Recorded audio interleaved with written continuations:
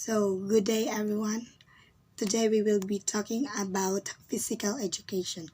So, at the end of this discussion, our learning outcomes are the first is to understand FITT principles and monitor fitness goals.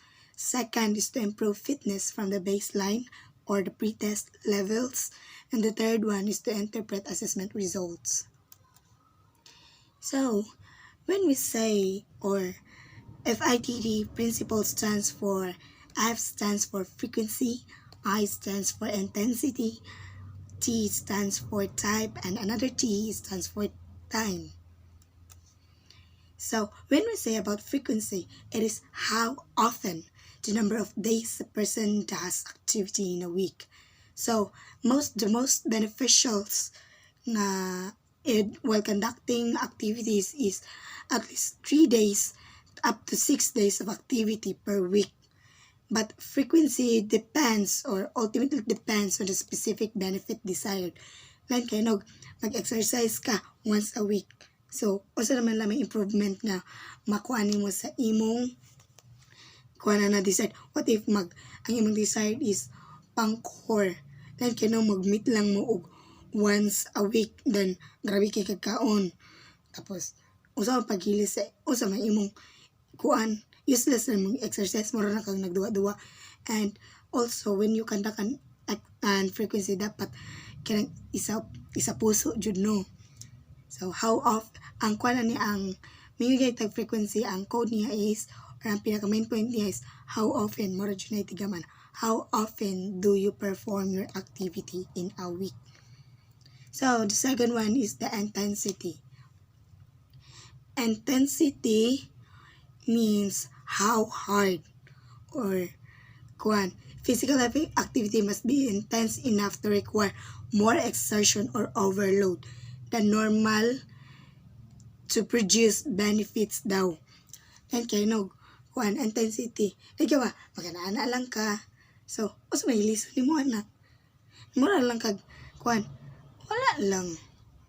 Kung mag-exercise ka, kung puro ra ka ang easy up to sa end sa imong goal is murag wala jud siya effect. So ang kuha ni intensity is mo ni siya kanang easy, moderate ug vigorous.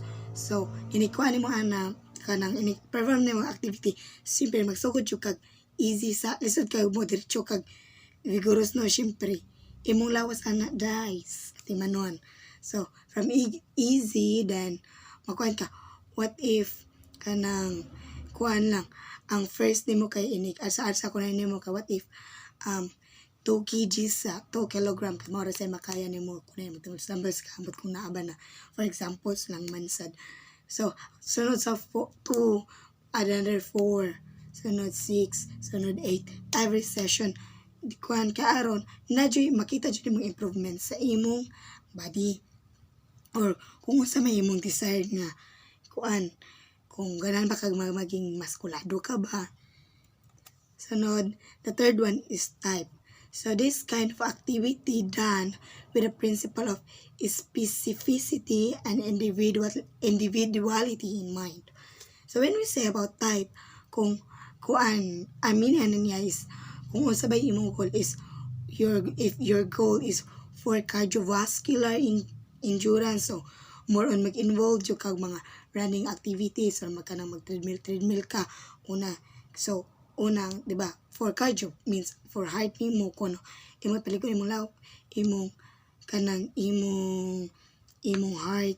So kung magkuha nya man kung gusto po ka og kung imong goal is masulan kay mag more on heart ka, so syempre mga activities na buhaton is more on kanang mga arsa-arsag dumbbells and all kay syempre muscular man imong gikuan imong goals.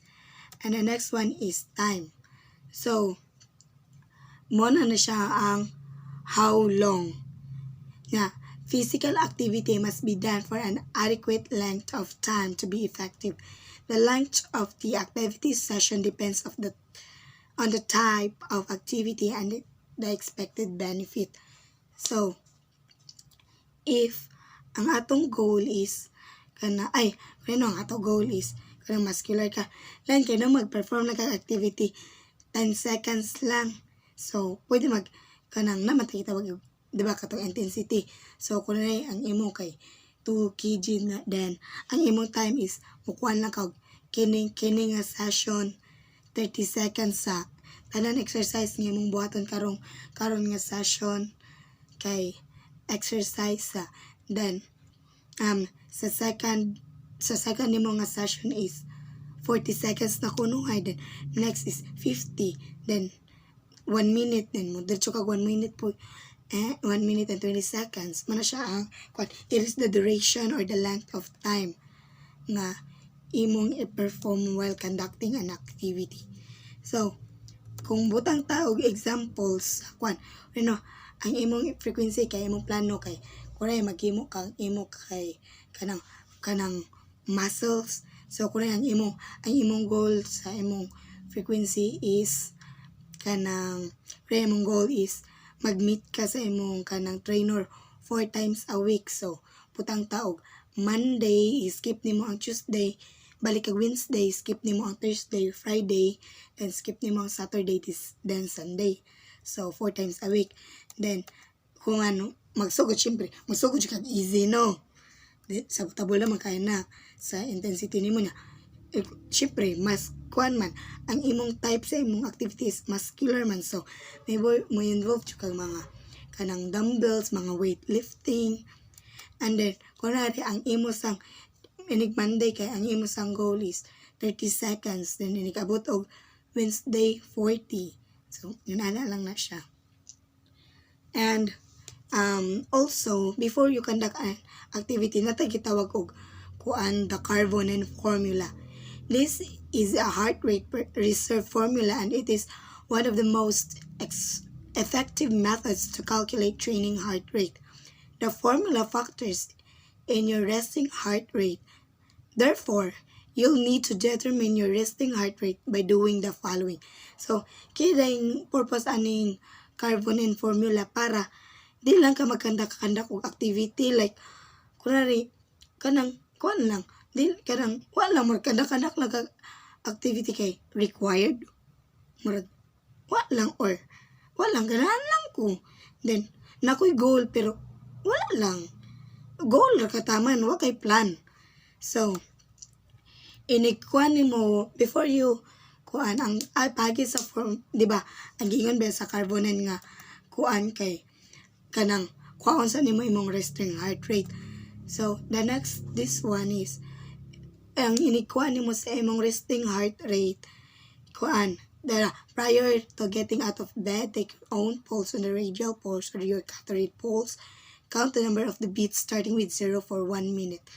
To help assure accuracy, take your resting heart rate 3 mornings in a row and average the 3 heart rates together, and then average the 3 heart rates together.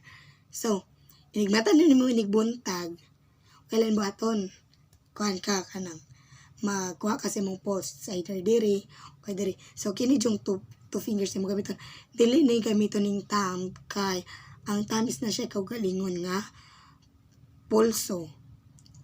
So inig kuan mo no inig beat nimo sa kuan ipunan nimo, then triko mag kuan ka mag-take ka karon Monday, Tuesday o Wednesday. Di kay Monday, Wednesday o Thursday. I-take na mo Monday, Tuesday, Wednesday. Dapat 3 consecutive mornings. Then human nimo take, i-add to nimo tanan, then i-divide og 3 kay katulo man nimo gikuan. So magsugod jud kag 0 up to kung pila may abtan, mag-countdown ka up until 1 minute kay kuan man na siya beats per minute. So kuan na siya ang formula na dyan sa Carbonen formula is natay step 1 na 2020 minus age equals maximum heart rate. Then step 2 is maximum heart rate minus rest heart rate. Then step 3 is rest heart rate times intensity plus rest heart rate equals training heart rate. So So another different level fitness levels. Mana siyang beginner, average, og high fitness. Then mo na siyang ikagaw na siya sa intensity. So najud kay kanang murag goals nga like kuan jud siya 50% lang sa imong buhaton. Like nga ni sa ka sa easy o sa ka mo moderate. So natay situation diri Angel is a 30 years old, has a resting heart rate of 70, and she's just beginning her exercise program, and her intensity level will be 50 to 60%. So, saan mo na ito pag-solve ani? The first thing we will do is 220 minus age. So, makita naman siya. 220 minus 30 equals 190 beat per minute. And then, minus minimum resting heart rate. So, nag-take siya og the 3 consecutive days kay kuha na poro 70. Edi, sabotable na kayo 70. Kunuha lang man, good no. Hindi na tayo magkimong math. And then, 190 minus 70 is 120 beat per minute. And then, kanang ang imo siyang ang imo inikuha mo sa maximum heart rate times intensity plus heart rate. So, ang iyang maximum heart rate is 190 times ang minimum niya nga kanang minimum training heart rate is 50%. So, i-times mo siya 50% plus 70% yung heart rate. And that is equivalent to 165 beats per minute. And the next thing may solve is humanong ka sa minimum, so maximum. Nga naman dahil nga, kasi may purpose, ang kining minimum is, na siya kanang, dapat, ang imong exercise nga i-conduct, gumawa ni mong exercise, kay, ipon ni mo imong beat. So, kunwari, ang imo rang beat is 140, so, pasabot na, kuwang pa ang imong gi-exert nga, ang imong pag-exert sa imong activities, wa nimo natarong og ayo. Kaya nga nung wa man kakaabot sa imong minimum. So, mao na siya same as the maximum training heart rate. So, another sa pagkuhan na pod is kanang ni-conduct nimo activity kung kaya kanang sakto ba, kung physically active ba kay the Birch scale, or also known as the rating of the perceived exertion. So, it allows you to rate how hard you feel you're working.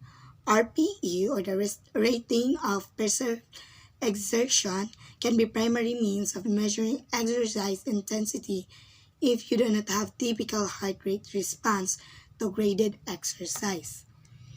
So, ang pagkanda ni siya kay by scale. So, on a scale of 0 to 10, rate how your feelings in terms of exercise fatigue, including how you feel both physically and mentally.